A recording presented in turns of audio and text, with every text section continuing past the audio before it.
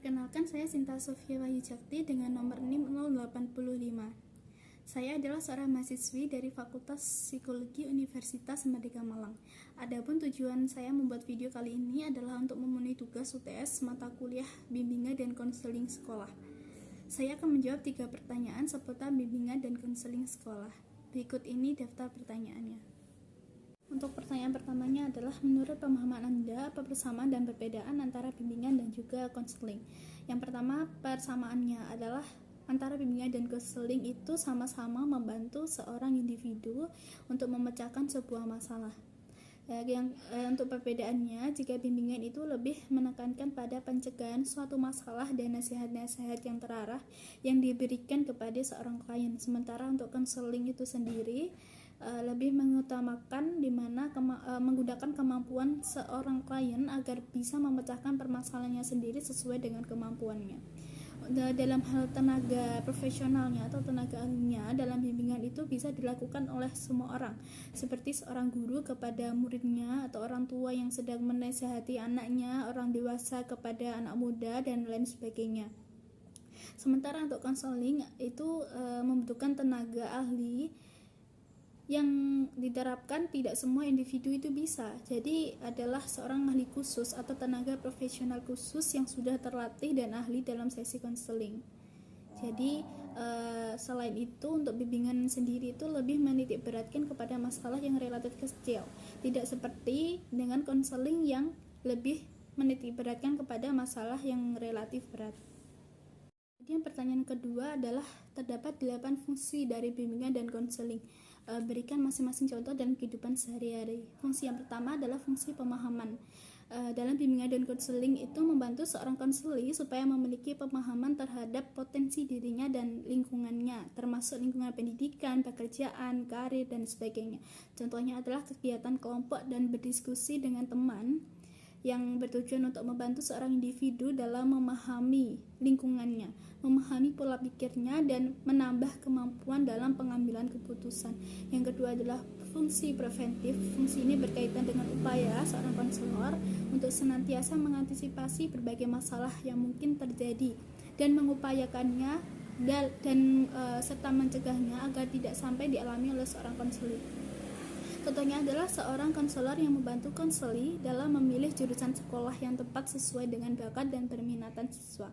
Selanjutnya adalah fungsi pengembangan. Fungsi bimbingan dan konseling ini di mana konselor berupaya dalam menciptakan lingkungan belajar yang kondusif dan memfasilitasi perkembangan dari konseli itu sendiri. Contohnya adalah konselor dapat melakukan program karya wisata ke tempat bersejarah seperti museum seni dan sebagainya, sambil memancing siswa untuk lebih belajar, memahami, dan peduli tentang pengetahuan di sekitar, yang tentunya disertai dengan suasana kelas yang lebih mengasihkan.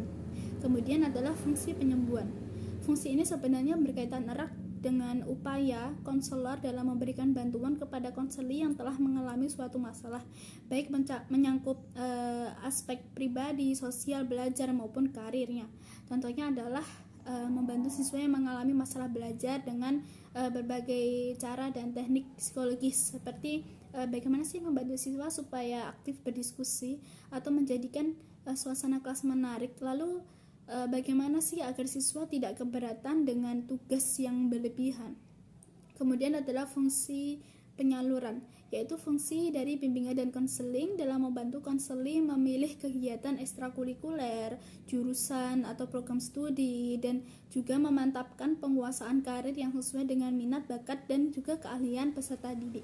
Contohnya adalah konselor yang bekerja sama dengan rumah sakit sebagai badan penyalur anak-anak SMA kesehatan dalam rangka melakukan kegiatan magang.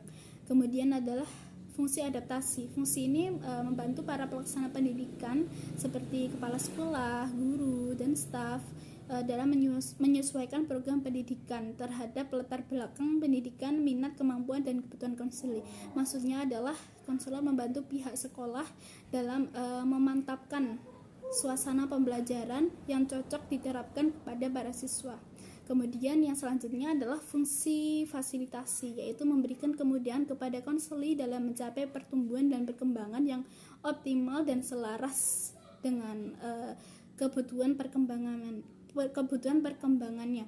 Konselor dapat berdiskusi dengan pelaksana pendidikan untuk mengaktifkan program sekolah, seperti contohnya kegiatan ekstrakurikuler untuk mengembangkan bakat dan minat siswa.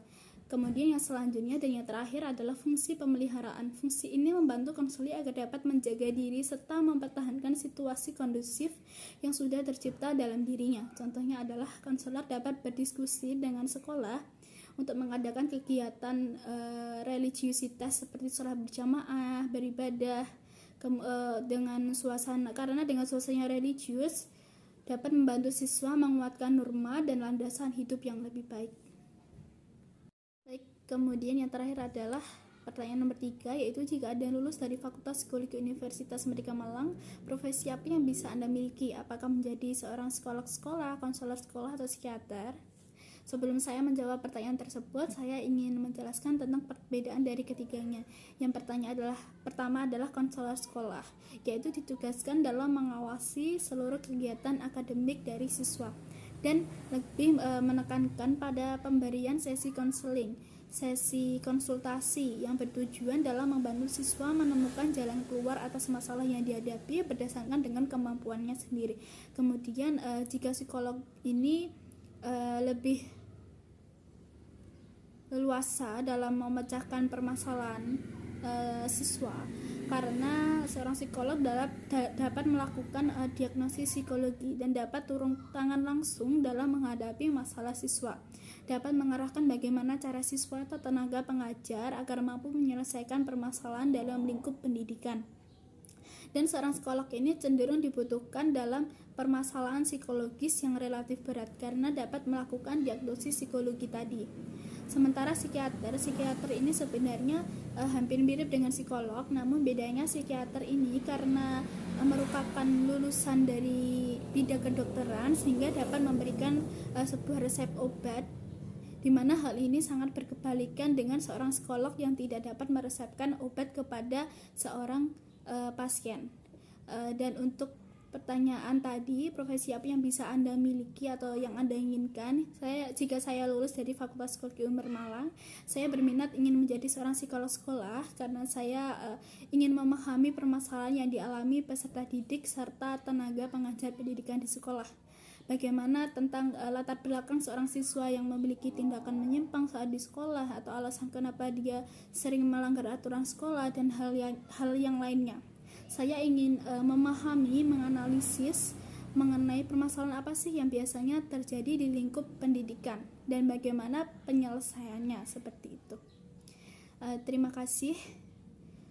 Demikian atas video saya kali ini.